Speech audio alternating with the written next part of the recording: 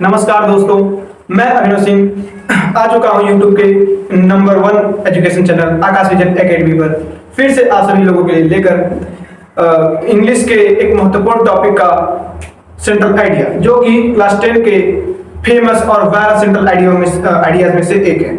इसमें पहला चैप्टर है डस्ट ऑफ स्नो। इसका हम लोग आज सेंट्रल आइडिया अच्छे से कवर करेंगे, इसका हिंदी में मतलब समझेंगे, जो कि आपको हमेशा के लिए याद हो जाए। तो चलिए दोस्तों, शुरू करते हैं आज के इस वीडियो को। यहाँ पे दिया है डस्ट ऑफ स्नो का सेंट्रल आइडिया।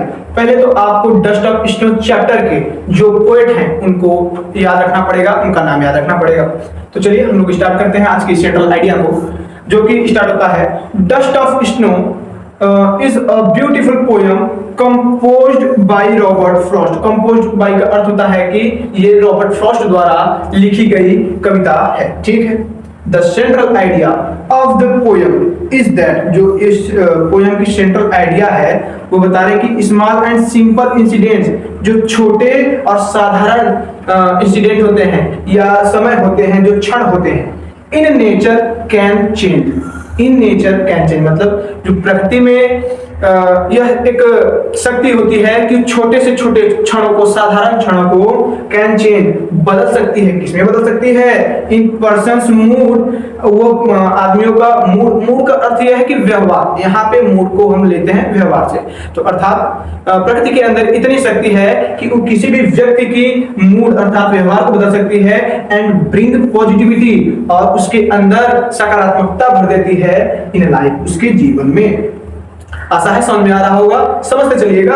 और आगे है इन द पोएम, इस कविता में the poet is in a sad and depressed mood. जो पोएट है वह दुखी और चिंतित मन में है, मतलब जो पोएट है, जो कवि है, वह चिंता कर रहे हैं। ये इस प्रकार समझ सकते हैं आप। बट व्हेन अ क्रो, ये ध्यान रखिएगा, ये एमसीक्यूज में भी पूछते हैं कि but when a crow shakes down snow, जो एक कौवा है वह पेड़ पर से सेक्स करता है, मतलब झाड़ता है या गिरा देता है। किसको गिरा देता है?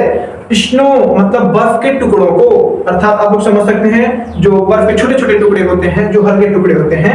फ्रॉम अ हेमलॉक ट्री, जो कौवा होता है वह हेमलॉक ट्री के ऊपर बैठा हुआ है, और कवि के ऊपर जब छोटे छोटे बर्फ के टुकड़ों को अपने पैर द्वारा गिराता है, तब वहीं से क्या होता है? ऑन टू हिम मतलब कवि के ऊपर हिज मूड चेंजेस इंस्टेंटली, तुरंत ही कवि का जो व्यवहार है वह चेंज हो जाता है, या जो मूड है वह चेंज हो जाता है।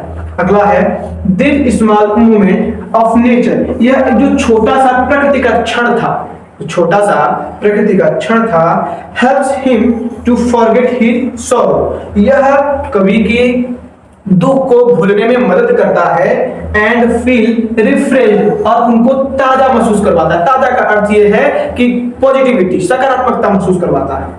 द पोएम टीचेस, यह जो कविता है यह हमें सिखाती है। क्या सिखाती है?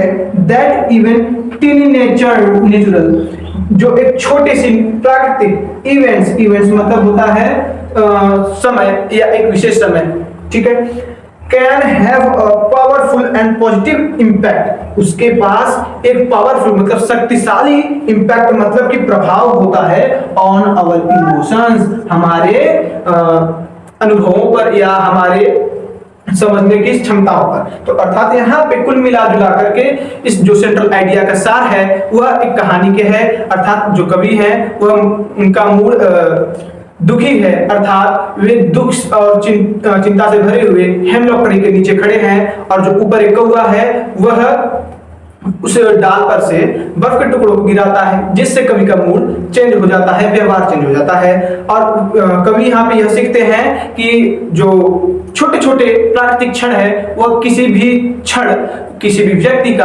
अपने अनुसार व्यवहार और मूड चेंज कर सकती हैं, ठीक है। तो इस प्रकार यह डस्ट ऑफ स्नो जो सबसे वायरल, सबसे फेमस सेंट्रल आइडिया है और फर्स्ट चैप्टर का सेंट्रल आइडिया है क्लास 10 यूपी बोर्ड का। दोस्तों आशा है समझ में आया होगा। अगर समझ में आया होगा तो वीडियो को लाइक जरूर करिएगा, और चैनल पर नए हैं तो चैनल को सब्सक्राइब जरूर करिएगा। धन्यवाद।